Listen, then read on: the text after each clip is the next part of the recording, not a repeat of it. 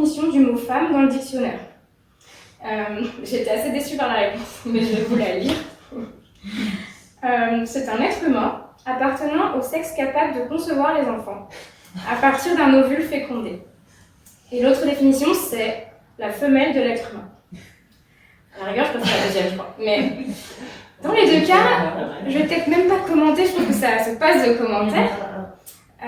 Parce que ça implique quoi en fait quand on est ménopausée, on n'est plus une femme du coup en fait ouais. Donc c'est un peu dérangeant quand même cette définition. Si on repart vraiment, si on veut vraiment aller là-dedans dans le physiologique, en fait on est déjà femme dans le ventre de notre maman parce que quand on est encore un fœtus en formation, on a déjà nos réserves ovariennes qui sont constituées. Donc c'est quand même assez vertigineux de se dire ça. Donc si vraiment la définition c'est avoir des ovaires, enfin des ovaires capables de faire des ovules, en fait c'est déjà le cas à l'intérieur de nos petites cellules en formation. Donc on va laisser de côté tout ça, pas parce que c'est pas intéressant, mais parce que c'est pas mon propos aujourd'hui. En fait j'ai envie de vous poser une question simple et pas si simple, et je vous demande pas forcément d'y répondre, mais de la laisser résonner. Cette question c'est quand est-ce que, dans le cours de votre vie, vous vous êtes sentie être une femme ? Et donc, il y a peut-être des images qui vous reviennent, il y a peut-être des choses, des moments particuliers. Pour certains, c'est quand ils sont en couple, pour d'autres, c'est quand elles sont enceintes, pour d'autres, c'est quand elles accouchent, pour d'autres, c'est quand elles sont mères, pour d'autres, c'est en lien avec l'esthétique, avec la beauté, avec des talons, je sais pas quoi. Pour d'autres, c'est en faisant l'amour.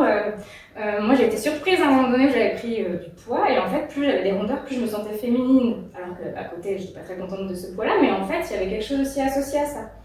Donc, c'est important pour aller vers votre manière d'être une femme, de sentir dans quel moment, et parfois il n'y en a pas. Et donc juste de laisser résonner ce que ça vous fait cette question-là, c'est déjà un petit travail en soi. Donc vous verrez tout au long de la soirée, je vous poserai des questions comme ça pour vous permettre de travailler aussi. D'ailleurs, ça me fait penser que si vous en avez envie au cours de la soirée, je vais faire des petits schémas. J'ai mis des petites planchettes là-bas avec de quoi écrire et vous pouvez à tout moment aller les chercher. Alors en fait, le féminin, dans ma vision, en fait, c'est à la fois ce qu'on m'a transmis, donc ce qui m'a été livré de la vision d'une femme aussi, consciemment et inconsciemment. C'est-à-dire que j'appartiens à une lignée de femmes et ça fait partie de la femme que je suis aujourd'hui. Donc il y a tout un inconscient, des mémoires, des choses, des fidélités qui nourrissent la femme que je suis aujourd'hui. Ça, c'est une partie de la femme que je suis. Et l'autre, c'est ce que je suis fondamentalement, en essence, au-delà du conditionnement. Donc, en fait, la féminité, enfin, le fait d'être une femme, ça nous habite chacune. Chacune doit trouver sa forme. Il ne s'agit pas de définir le féminin, de dire le féminin sacré, c'est ça, et du coup, il faut tous qu'on soit comme ça, il faut être dans la douceur, dans l'amour, dans l'accueil, etc. En fait, non, il y a des femmes qui se sentent beaucoup dans femmes, justement, quand elles sont en train de prendre soin des gens. Et il y a des autres, c'est quand elles sont en train d'accueillir. En fait, d'accueillir vraiment, d'avoir un gîte par exemple et de recevoir du monde. Chacune a sa façon à elle d'être dans le féminin. Donc en fait, le seul problème, c'est de jamais questionner ça. Quand on ne questionne pas sa façon d'être une femme ou d'incarner le féminin, on prend le risque de reproduire ce qu'on nous a transmis sans découvrir ce qu'on est nous au fond et notre façon unique d'être une femme. Donc aller questionner nos conditionnements, c'est intéressant d'aller voir les endroits où on veut faire exactement contre nos parents ou pareil. Parce que quand même, c'est notre héritage et on veut perpétuer ça, c'est important. Ou au contraire, je ne veux jamais refaire ce que ma mère a fait. Donc, dans les deux cas, qu'on soit en train de rejeter ou de copier, en fait, on est toujours en train de s'attacher à notre héritage. Donc, on n'est pas libre. Donc, voilà, c'est important de regarder tout ça. Or, ce qu'il y a de beau, c'est que les outils dont on va parler à présent, non seulement ils servent à se connaître, mais ils servent aussi à transformer ce féminin et à avancer vers celui qui est le vôtre, qui est le vrai. Donc, d'où l'intérêt qu'on regarde ça. Alors, quand on parle des outils pour être en lien avec notre féminin, de quoi on va parler d'après vous? C'est quoi les outils dont dispose une femme, spécifiquement, que l'homme n'a pas?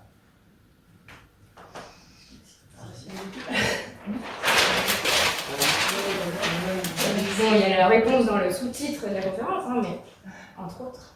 Je vous ai entendu parler, mais j'ai pas entendu ce que vous avez dit.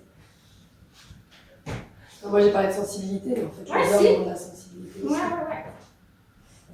Mais quand même, on parle souvent de sensibilité féminine, tout à fait. En gros, on va parler de 4 trucs. L'instinct maternel. L'instinct maternel. On va le mettre là, avec ça, parce que, en fait, si on extrapole ça, on va vers l'instinct et l'intuition. Ouais. Ok.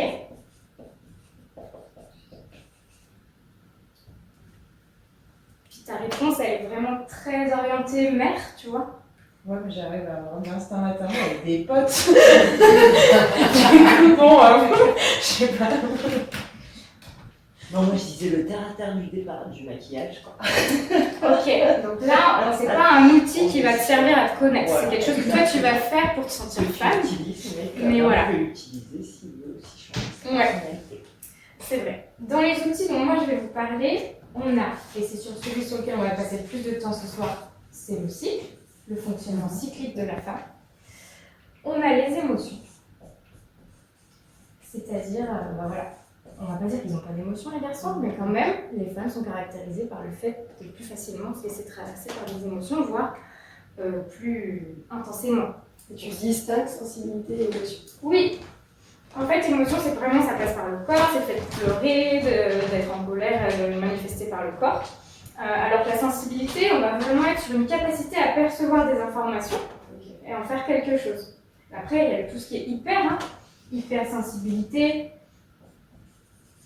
et qui peut devenir un handicap. En fait, tous ces points-là que je vais vous citer, le dernier, c'est le corps physique, c'est-à-dire morphologiquement, vous disposez de choses que les hommes n'ont pas, et vice-versa. Donc c'est la connaissance du corps, des émotions, de notre sensibilité et du cycle. Ces 4-là, c'est intéressant de voir que ce qui nous donne le plus d'informations sur qui on est, sur ce qu'on veut, sur ce qu'on ressent, et bien ces trucs-là, soit on les voit comme des problèmes, soit on veut les contrôler, soit on les comprend pas. Donc lui, c'est plutôt une nébuleuse, un truc, soit on n'en tient pas du tout compte, soit vraiment c'est chiant quoi, ça revient tout le temps cette histoire, c'est éternel, enfin, voilà, c'est génial. Donc on est un peu dans un truc de fatalité, voilà, à la casquette. Là, aujourd'hui, on est vraiment sur une stigmatisation de l'hypersensibilité, on en fait tout un pataquès, c'est plus vu comme un handicap justement aussi que comme un atout, encore que voilà, on commence à comprendre que ça peut être bien utilisé aussi. Et les émotions, je vous passe comment on dit, pas les générations, mais les moments d'histoire sur Terre où les femmes étaient vues comme des hystériques parce qu'elles pleuraient, quoi, en fait, et parce qu'elles avaient des émotions. Donc, on a vite condamné ça, et aujourd'hui, on est dans une société où si on veut être quelqu'un de sérieux, il ne faut pas déborder, en fait. Donc, déborder, c'est pas forcément bien vu. Ça commence, dans mon milieu à moi, on n'est plus là, mais il y a encore des milieux où c'est la réalité. Et puis, ce corps, là, je vous décris un peu pourquoi on n'est pas trop d'accord avec tout ça, mais après, bien sûr, on viendra compléter ça, j'espère, tout au long de la conférence sur ce que ça nous apporte de positif. Mais ce corps, on le compare, on le juge, on est toujours en train de lui taper dessus, de se dire qu'il n'est pas exactement comme on voudrait, de vouloir justement le contrôler. On est dans une vision sociétale de ce que doit être la femme. Les femmes qui sont dans les magazines et qui nous sont renvoyées depuis l'enfance et l'adolescence viennent marquer notre aussi image de ce qu'est une femme. Au-delà de l'image, il y a une méconnaissance fonctionnelle de ce corps. C'est-à-dire qu'on n'a pas toujours le mode d'emploi. Que ça soit juste ce corps-là, et encore moins dans la sexualité, il y a des femmes qui découvrent leur corps en ayant un amoureux. C'est-à-dire que, en fait, c'est par le lien à l'homme qu'elles découvrent leur corps. C'est quand même complètement fou, puisqu'il est à eux à la base, à elles, pardon. Et puis, quand on parle de corps, on parle aussi de procréation, et là, c'est vraiment être une femme, j'ai lu la définition tout à l'heure, est associée principalement à cette capacité à procréer. Donc ça pose question quand même. Là, je regarde ma petite feuille pour voir ce que je n'oublie pas, mais la notion d'être une éponge aussi, d'absorber les trucs des autres, de ne pas savoir faire la différence, de tout sentir et du coup d'être dans son mode défensif tout le temps. Donc voilà, il y a plein d'inconvénients qui vont avec ça. Et puis, là, je vous ai pas dit sur les émotions, je vous ai parlé de déborder, mais en fait, actuellement, ça pose un autre souci qui est la coupure et la dissociation. C'est-à-dire, il y a aussi les femmes qui vont tellement dans le mode inverse qu'elles ne ressentent plus du tout rien, ou alors très rarement, et c'est devient leur mode habituel. Et c'est un mode très masculin, on va voir pourquoi, parce qu'il est toujours constant dans sa manière de fonctionner. C'est une manière de ne plus sentir ça.